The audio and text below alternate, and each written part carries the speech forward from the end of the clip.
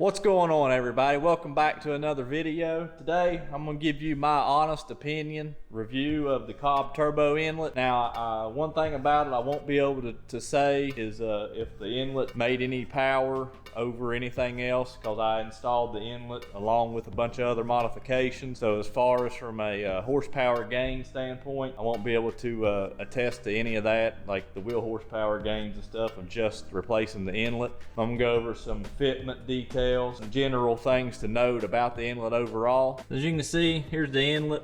Outside of it looking kind of like something you would see on the underside of a well, if you catch my drift. You can see it kind of fits really tight up against the intake manifold. Some of these inlets you can install with the intake manifold on. This one, I really don't see how you could do that. It's you see how it's kind of swelled up here, and as tight as it is here, there's actually the TGVs in the back are kind of gouging it a little bit, and it's so super tight. So I think to get this one on, the Cobb inlet itself, you would almost have to take the intake manifold off to do that.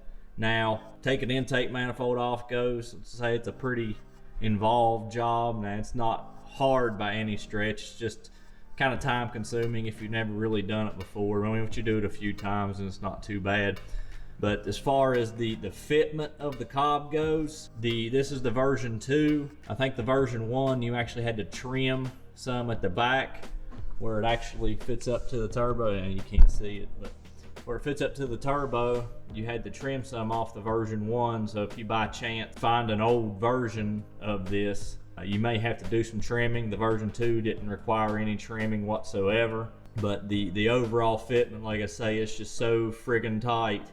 Even with the intake manifold off, when I went to put it back on, you really have to work to get the daggone thing on there. It's just a pain in the hind end. On another fitment note, the fitting that sticks out for the Cobb inlet for the factory OEM bypass valve kind of sticks out real far, and when you go to put the hose back on, I know you can't really see down in there, but it'll actually pinch that hose flat. So the bypass valve will be pinched off. The way I got by that was I took the fitting out of the Cobb turbo inlet, and like I say, I know you can't see down in there, but there's a copper 90 elbow that I had to put flanges on, and actually made my own fitting that came out of the turbo inlet with a copper 90 so that the bypass valve hose wouldn't be pinched flat. It actually kind of just makes a smooth bend back up. So that's just something to note with the Cobb inlet, is that fitting right there. You may have issues with it and pinching your bypass valve hose flat. You may have to make your own 90-degree elbow fitting to get the bypass valve to work. Now, as far as, like I said, the power goes, and from my reading and research, you do gain a little bit of wheel horsepower from changing just the inlet.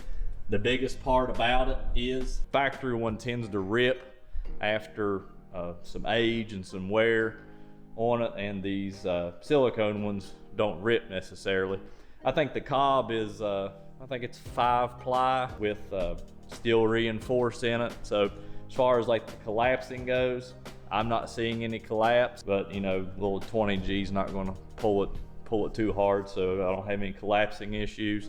At the end of the day, I should have probably got Killer Bee hard inlet. I feel that's probably a better design overall. Fitment on it would probably be a little bit better. Comes with an offset coupler for the turbo and stuff. Just overall better design in my opinion. But as far as, you know, the Cobb inlet goes, it's a solid piece. Again, outside of just some of the tightness of the fitment, it's almost like they wanted it to be, I think this is probably 3-inch, but you can see it kind of almost, you have to almost kind of smash it a little bit to get to go in there. Or it doesn't help anything that the wiring harness and everything runs right underneath of it.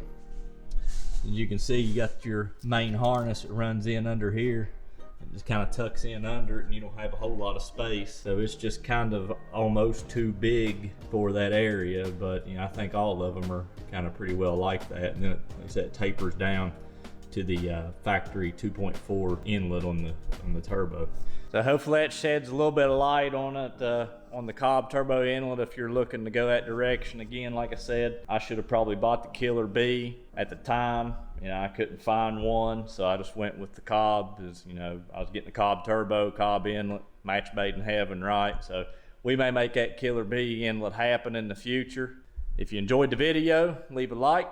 We'll catch you in the next one.